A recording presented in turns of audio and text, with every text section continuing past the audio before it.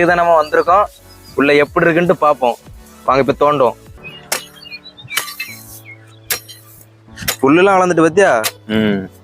30 நாள் சும்மாயா வரேன்னு பார்த்தோங்களே. ஆமா, மழைலாம் பெஞ்சு பத்தியா?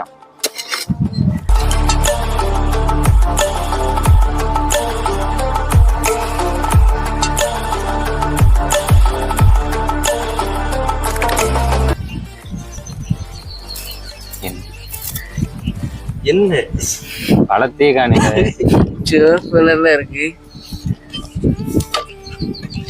பழத்தை முழு பழம் என்ன நிலைமை ஆயிருக்கு. சரி நாரு சரியான